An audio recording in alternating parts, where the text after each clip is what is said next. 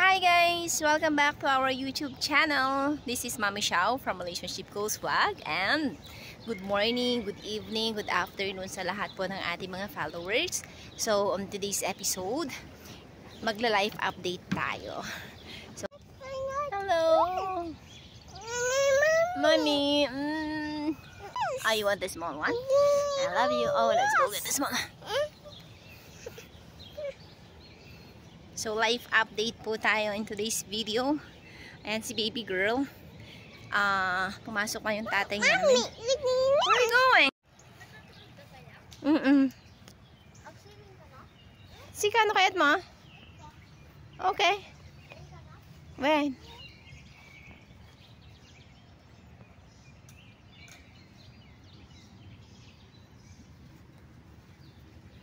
So, ate just bought her bike yesterday, and look, how do you like your bike, Ate Gwen? 10 out of 10. What is that bike? Sniper Spinner BMX. So this is what she got from Walmart yesterday. Are you happy? Yes. Santa Cruz. Oh. Well, the page is right there. Come on, let's go. So, ayan guys. Playtime for the kids. Ito lang kami sa labas ngayon. Kagagaling namin sa may playground ng kapitbahay. At ito, hindi mapakali yung maliit. Gusto niya mag-swimming. Pero hindi pa naman pwede. Diba? So, ito. Medyo boring. Kasi 3 lang kaming naiiwan dito sa bahay. But the good thing is, merong mga laruan yung mga bata na pinagkakabahalahan kapag tatatlo na kami. And the backyard is huge.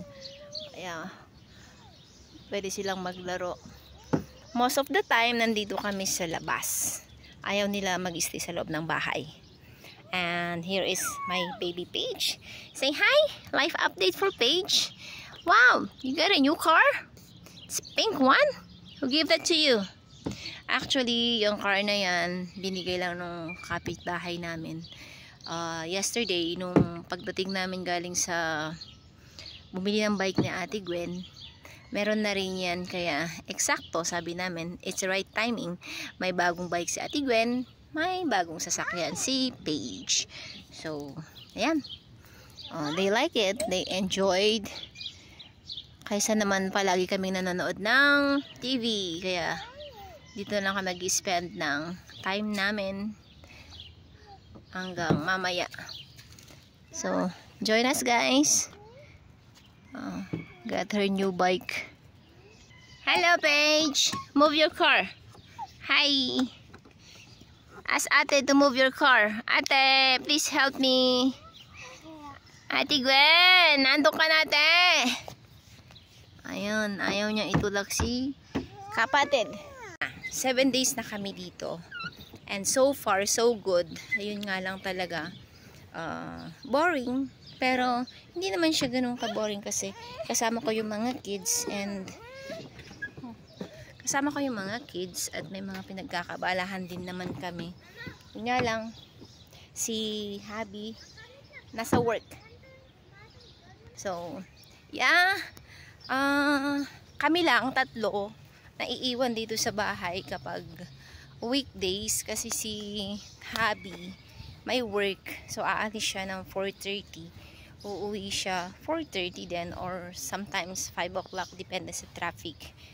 Kaya most of the time, nandito lang kami sa outdoor. Ayan. Sabi ko nga, good thing kasi maraming sasakyan, maraming laruan yung mga bata sa kapitbahay namin. Kaya kahit wala kaming gamit, may mga face hard! May mga ginagamit na sila. Ayan, bigay din nung kapitbahay yan sa kanya. Hello! Siguro inaantok na siya. Diba? Go to the slide na lang. Mag-slide ka na, anak. Push. Alright. So, ayun na nga guys. So far, so good. medyo boring. Pero we're happy kasi magkakasama na kaming lahat. Especially si Habi, hindi na siya mag-isa. Kasama na niya kami. And we appreciate it so much. Kaya 7 days mula nung dumating kami dito. Yeah, ang bilis, no? 7 days na kami dito. At dito ka. Ayun yung anak ko. Say hi. Hello, baby girl. Put it down. Anak ko na yan. Susunadin mo. Mo dyan eh. And yun, I'm just glad na kasama ko yung mga kids. So hindi ako masyadong naboboring. Most of the time, nandito kami sa labas na naglalaro. Kahit ano na, alauna, mainit, ganon. Gusto nila mag-stay dito sa labas. At we're very glad also na meron kaming kapitbahay na sobrang bait.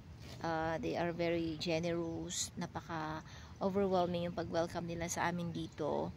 Yung mga toys ng anak ko kasi wala kaming mga laruan, of course, kasi kararating lang namin. Yung mga laruan ng mga anak niya, pinapahiram niya sa amin or binibigyan niya kami. Actually, yun yung ipapakita ko sa inyo ngayon kasi kahapon nag-decide kami, kasi pasensya na at nagdedede siya. So kahapon nag-decide kami na bibili ng bike ng aking si Gwen, yung panganay ko. At ayan, nasa likod siya yung kanyang bike.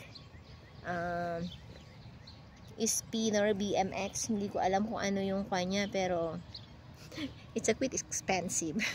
Diba? But sabi nga niya, yan daw yung pangarap niyang bike. Tapos, itong maliit ko naman, meron naman yung kanyang, okay anak, just eat it. Ang kukayat. So, ayun, merong, tawag doon?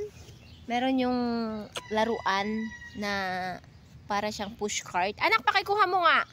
Yung push cart na ading sa labas. Kasi, tapos, sakto naman, nakabili kami ng bike niya and meron naman siyang sasakyan. So, even, hindi siya nagsiselos or hindi siya nagagalit na merong bagong sasakyan yung ate niya. And, marami silang mga laruan na, kasi meron siyang 3 anak. And then, yung dalawa is 9 at saka 5. So, halos magkakasing edad lang sila. Kaya, we're lucky. We're so glad na nandyan sila. Kahapon, binigyan niya na naman si Paige ng laruan.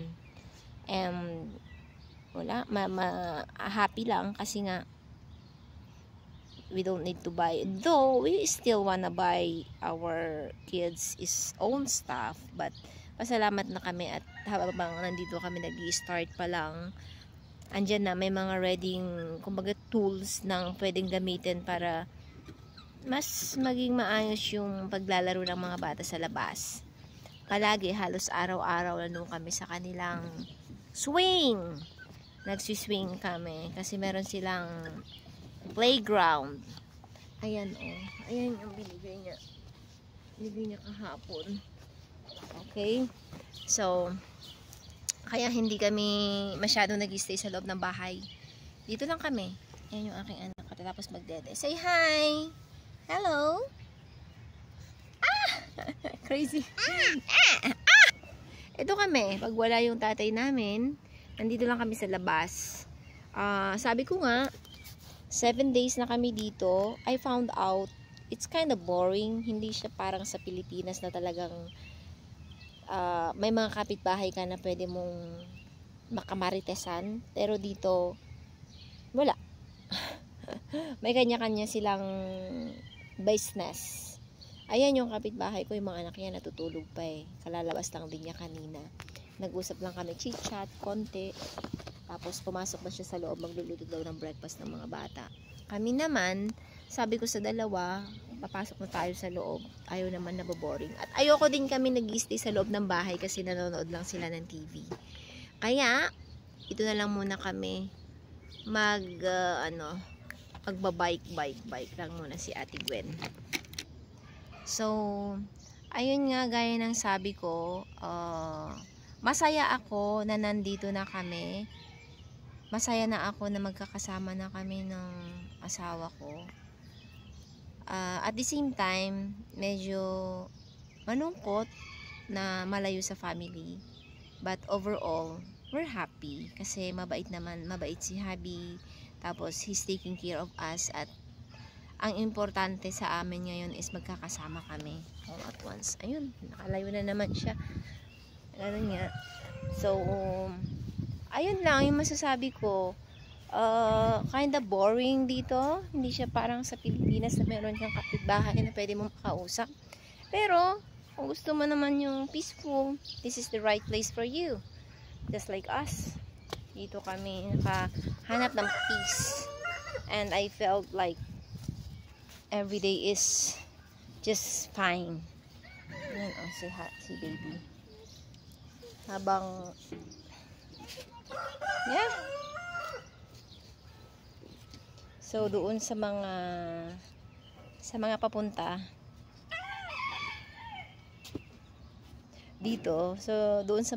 dito, sa States, just get ready yourself. I-prepare nyo lang yung sarili nyo sa pwedeng mangyari. Make sure na prepared kayo sa lifestyle dito, na hindi kayo madaling ma-homesick. But pagkasama nyo naman siguro yung mahal nyo sa buhay, it's not that bad. But yun nga, just prepare yourself for the circumstances na pwedeng mangyari sa atin dito. Ako, I'm not really be careful. Not really sad, or hindi ako malungkot. Hindi ako bored kasi nandyan yung 2 bata na kasama ko everyday. And yun lang din ginagawa ko so far. Oh, di ba? And ayan, marami kami. Ayan, alaga ng kapitbahay namin. Tapos dito yung playground dyan. Dito kayo palagi naglalaro. Tapos meron din silang sariling pool kung saan nakakapaglaro din yung mga anak ko. Kaya very thankful ako sa kanila, no? So, well, hanggang dito na lamang yung aking vlog. Yan lang po yung update namin for today. So, next time, I hope to see you on our next vlog, and please continue to support our small YouTube channel, and thank you sa mga sumusuporta everyday. So, see you again next time. Bye!